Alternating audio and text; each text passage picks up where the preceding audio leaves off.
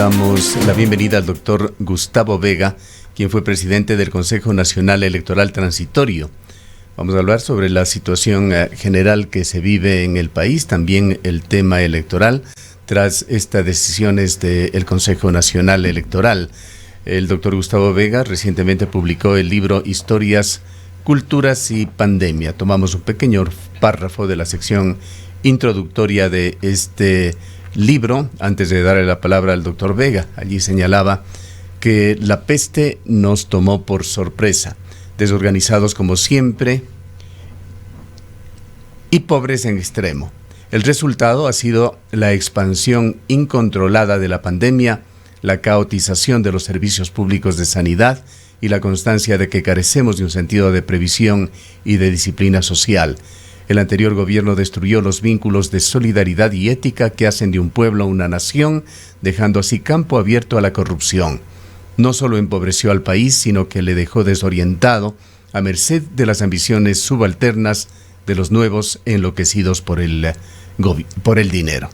Bienvenido, doctor Vega. Esta situación del país que cada día nos trae novedades y siempre temas para meditar, por lo general para recriminarnos sobre lo que estamos haciendo como país. Tenemos que tratarlo nuevamente en esta entrevista cuando hay decisiones confusas, polémicas de organismos como el Consejo Nacional Electoral, por el cual usted pasó. Realizó intentos para cambiarlo, pero que ahora ha dejado de lado artículos importantes de la Constitución que hablan de la participación ciudadana y el artículo 94 del Código de la Democracia que habla de la selección de candidatos mediante elecciones primarias. Temas de debate en el país. Le damos la bienvenida. Muchas gracias, Gustavo. Saludos cordiales a Rosana. Y por cierto, a todos los radioescuchas, los videntes también de Antena 1. Encantado y honrado de estar con ustedes.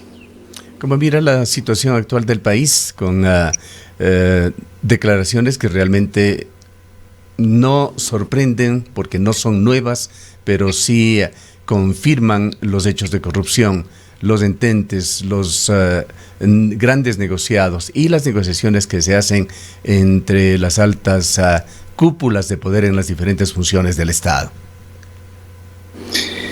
En efecto, el tema eleccionario es un tema crucial para la democracia.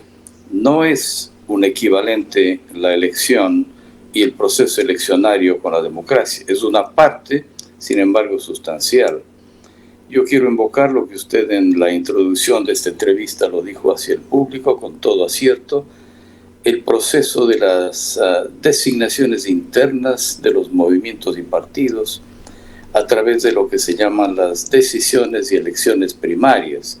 En el caso del Ecuador hubo una importante impronta histórica en lo que corresponde a la política nacional, cuando la izquierda democrática, representante de la socialdemocracia internacional, realizó entre dos candidatos, dos precandidatos de relieve importante, sustancial, fueron cada uno de ellos un epifenómeno de la tendencia, para que finalmente un proceso visible, transparente y de larga duración, las elecciones primarias se dieran cita.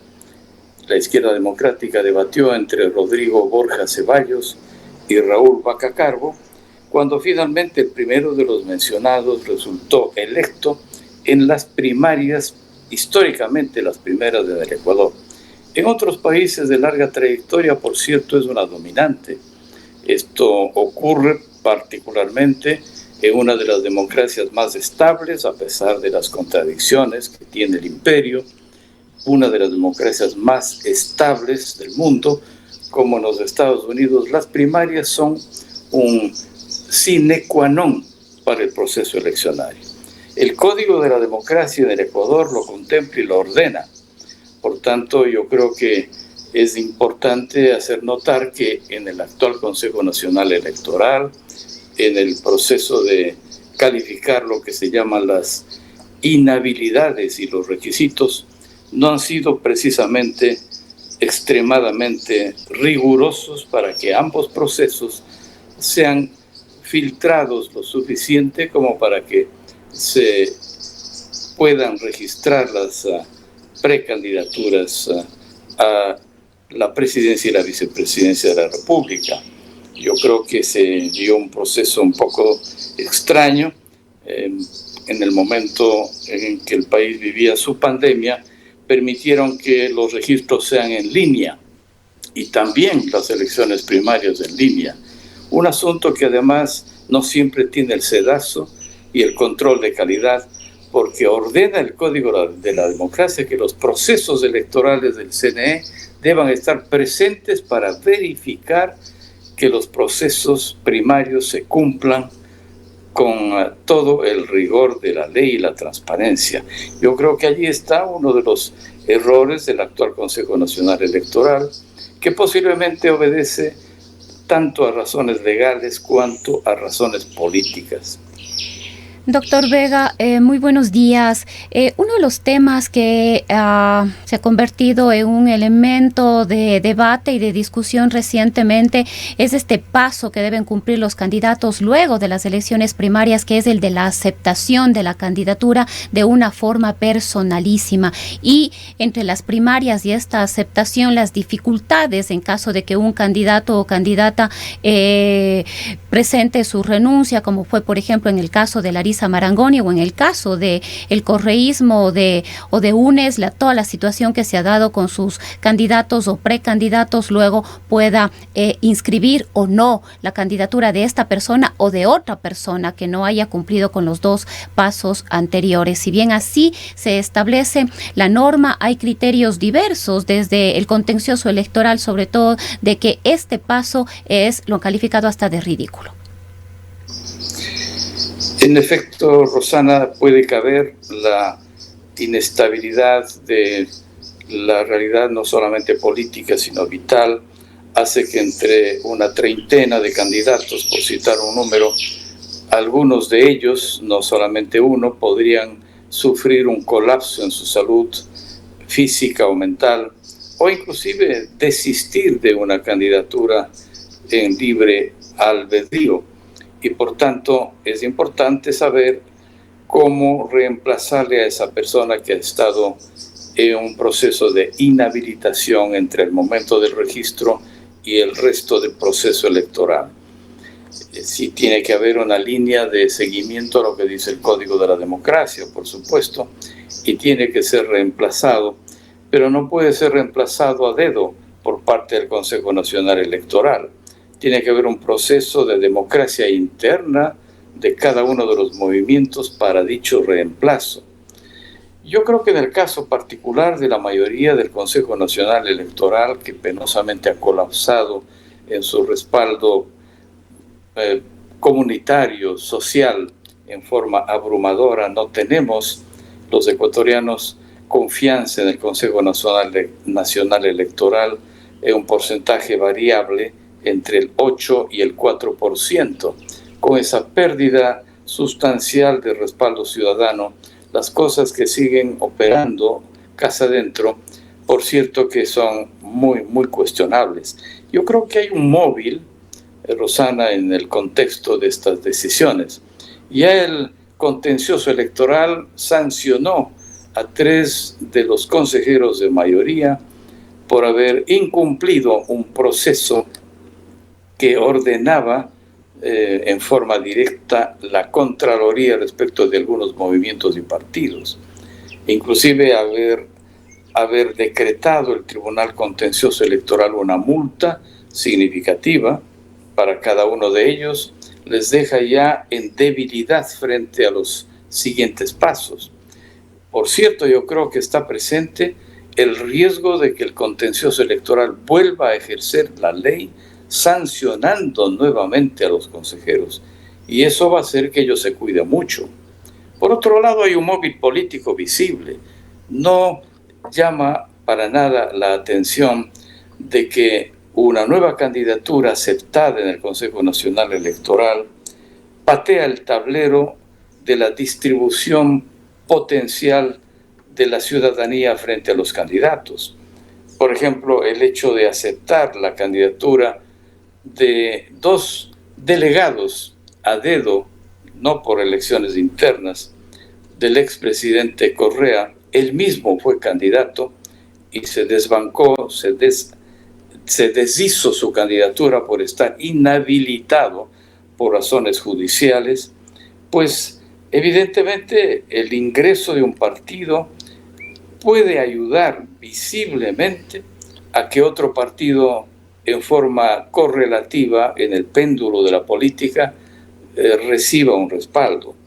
Yo diría que en este caso, al habilitar una candidatura del expresidente Correa a través de delegados distintos, pero que en el fondo son decisiones del propio Rafael Correa, permite un contraste para que una candidatura de oposición, la que está respaldada por Guillermo Lasso y Jaime Nebot, cobre una vigencia importante para parangonar una diferencia con lo que podrían ser tendencias distintas en el manejo político.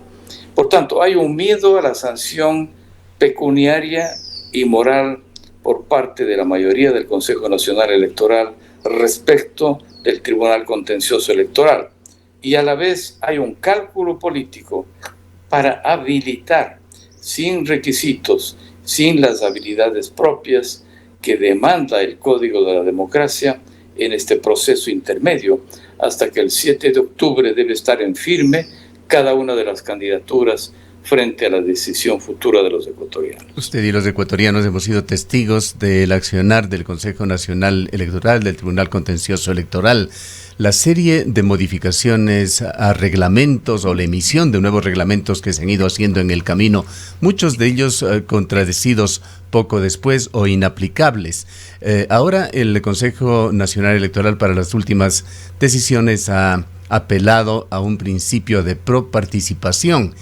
Entenderíamos con esto de que intentan facilitar que la mayor cantidad de partidos políticos puedan postular a sus candidatos a puestos de elección popular y participar en las justas comiciales. El tema que surge, doctor Vega, y le preguntamos a usted, ¿va esto con el espíritu de la legislación ecuatoriana, con la necesidad en Ecuador de disminuir lo caótico y confuso de su política?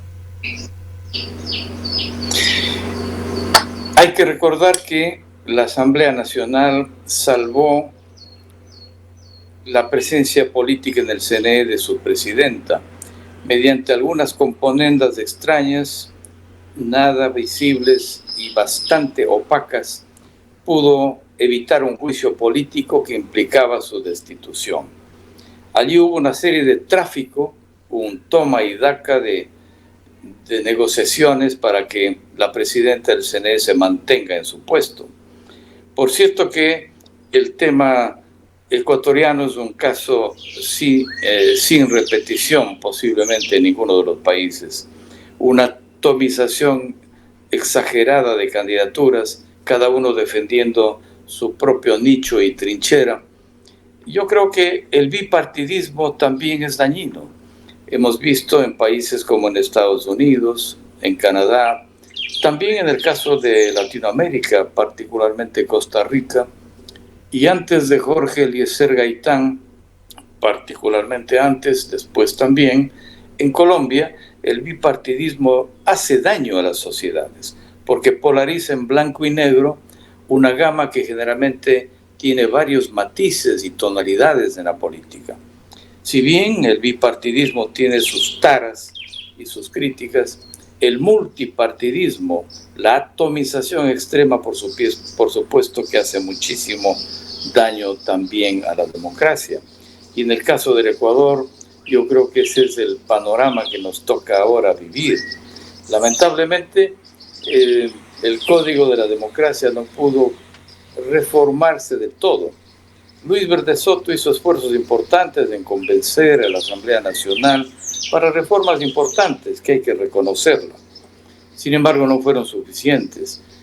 No se olviden ustedes que en la década pasada se crearon más de 200 leyes orgánicas en este país para blindar al Estado en base de una tendencia política de turno. Y una ley orgánica tiene que ser reformada con las 2/3 partes. Es una forma maquiavélica de manejar el país desde el punto de vista jurídico. En el caso del Código de la Democracia es una ley orgánica y reformarla es cuesta arriba. Y precisamente el proceso de las alianzas debía ser mucho más radical.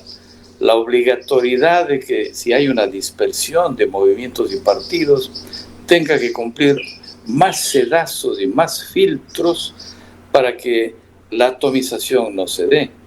Esto es lo que ha ocurrido, por ejemplo, en el caso particular de las elecciones municipales, que alcaldes, prefectos, se han alzado con el cargo con menos de un 20% de la aceptación ciudadana. Eso no le da ni legalidad suficiente, peor legitimidad.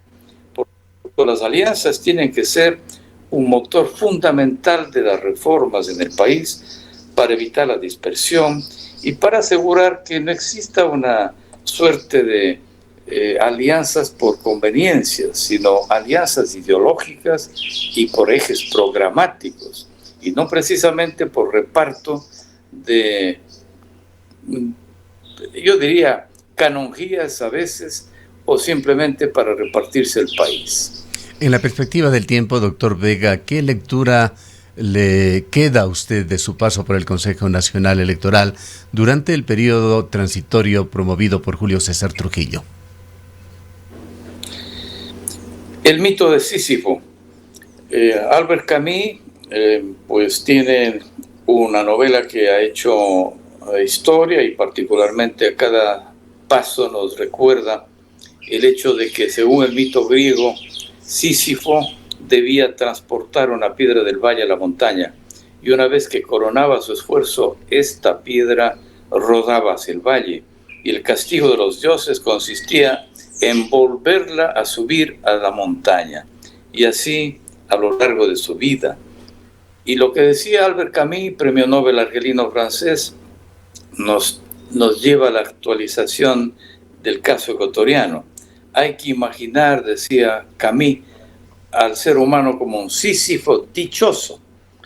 El propio Simón Bolívar, en las cartas al general Flores, a manera de silogismo, dice: he arado en el mar, una frase que todos conocemos, pero nos olvidamos de la otra premisa y la conclusión.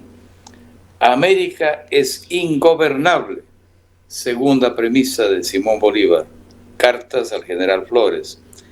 Y a manera de silogismo concluye: lo que nos toca a los americanos, se refiere a América Latina, a nuestra América, como decía José Martí, lo que nos toca a los americanos es emigrar. Allí en San Pedro Alejandrino, en la mitad de su tuberculosis, quizás algunos piensan todavía que fue envenenado, junto a Santa Marta, en San Pedro Alejandrino, todavía se recuerdan estas frases de Bolívar cuando perecía víctima del bacilo de Koch. Quizás algunos piensan que fue envenenado, pero tanto Albert Camus en el mito de Sísifo, cuanto las cartas de Simón Bolívar a Flores nos dan una sensación de desaliento y sin embargo de ello creemos que tenemos que ser sísifos dichosos. Yo apelo no por el optimismo ingenuo, apelo por el realismo de hacer este país mejor para nuestros hijos, para nuestros nietos, para el futuro de este país que merece otra suerte.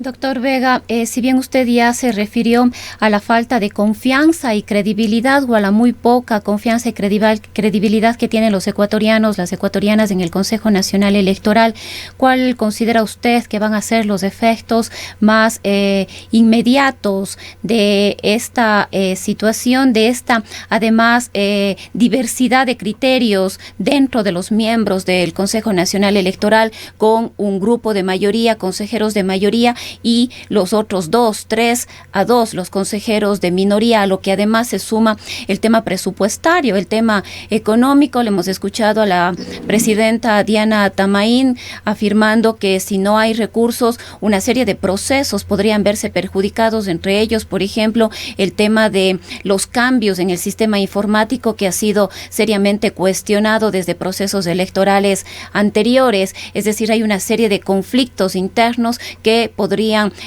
causar o provocar efectos en el proceso electoral. ¿Cuáles serían estos? Bien, una cuestión de orden nada más antes de su respuesta, doctor Vega. Agradecemos hasta aquí el enlace de Academia TV con este noticiario, pero continuamos con la señal de Antena 1 y sus múltiples plataformas. Le escuchamos en su respuesta. Muchas gracias. En efecto, llama la atención que Lasso y Nebot hacen una alianza pública. Sin embargo, los consejeros Enrique Pita, que representa, por supuesto, a Creo, y el consejero José Cabrera, que representa al Partido Social Cristiano, no entran en amistad, no levantan el pañuelo blanco de la paz. Hay mucha bilis, hay mucho hígado. Hasta el hígado es muy cerebral porque es un órgano muy noble, pero los seres humanos somos expertos en polemizar y creo yo que en este caso le hace daño al país una polémica en donde, más allá de la tolerancia que debería haber en las diferencias entre personas y representantes, pueden haber matices que yo diría que rayan en el odio. Y a lo mejor si no les llaman a cuadrarse y al orden a los dos consejeros, llama la atención los dos partidos juntos, pero los dos consejeros que representan esos partidos en un divorcio macuarum. No tiene lógica.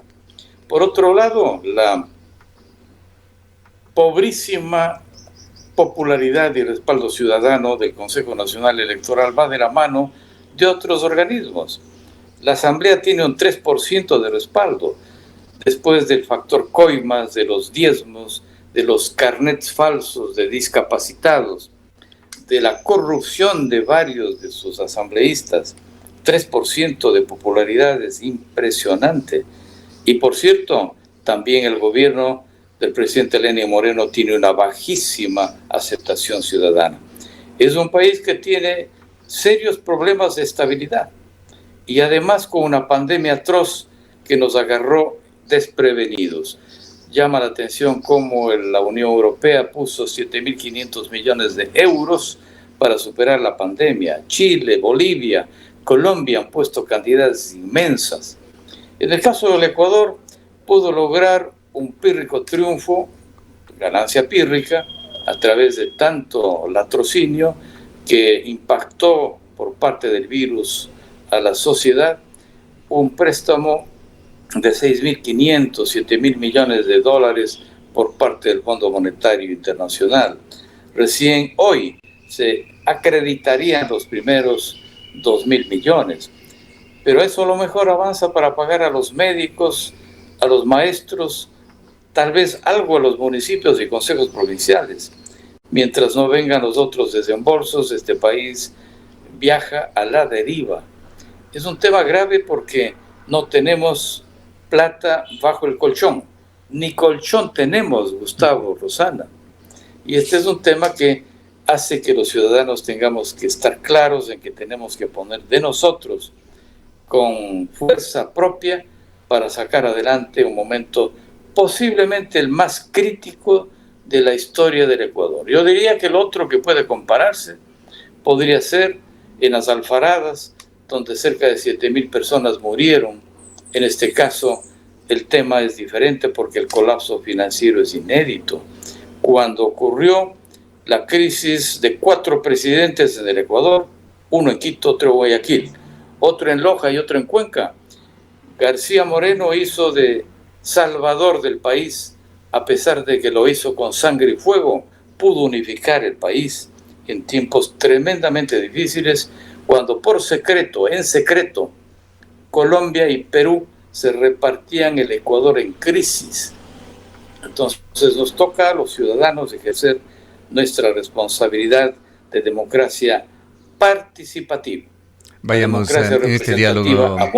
Vayamos en este diálogo, doctor Vega, un poquito más allá de las fronteras del país, poniéndolo desde la óptica de su interesante libro Historias, Culturas y Pandemia, su comentario sobre esta paradoja del contagio de Donald Trump con la COVID-19. Hemos sabido, en efecto, yo creo que sin desdecir las pruebas PCR que serán visibles para el presidente Trump y su esposa. No creo que pueda mentir una cosa tan visible.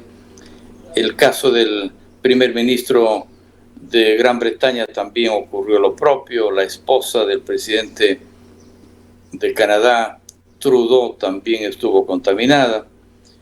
Y yo creo que aparte de que a lo mejor no podemos desmentir la veracidad de la contaminación del presidente Trump y su esposa para el coronavirus, yo creo que es una habilidad política inusitada. Cómo esto tenga impacto hay que analizarlo, porque por un lado puede haber una política de compasión, de solidaridad romántica, y que el electorado, que ventajosamente es muy poco, un 15% de indecisos, cuelgue o ponga peso en la balanza en favor de esta emocionalidad por un presidente contagiado. Siempre hay un factor humano cuando una persona está enferma. Pero también puede haber otro sector que diga, no puede ser posible que un presidente que tenga un contagio de un virus tan agresivo sea candidato a la reelección. No olvidemos que Bush padre y Jimmy Carter no fueron reelectos en forma inmediata, por distintas razones. El tercer caso posible de no reelección, habrá que verlo, es el de Trump, porque según los indicadores, la popularidad del presidente Trump es menor que la que tenían en su momento el presidente Bush y el presidente Carter, y que no fueron reelegidos, de tal suerte que es posible que la contaminación del virus que tenga el presidente Carter juegue un papel muy poco sensible en las elecciones, porque las disposiciones del voto ya están selladas. Inclusive el debate, aunque Biden ganó, parece no afectar al proceso electoral, porque los votos duros son enormes en favor de uno y otro candidato. Veamos qué pasa. Bien, queremos agradecerle por su presencia, doctor Vega. El doctor Gustavo Vega fue presidente del Consejo Nacional Electoral y es autor de un libro de actualidad que lo recomendamos a nuestros oyentes: Historias, Culturas y Pandemias. Gracias, doctor Vega.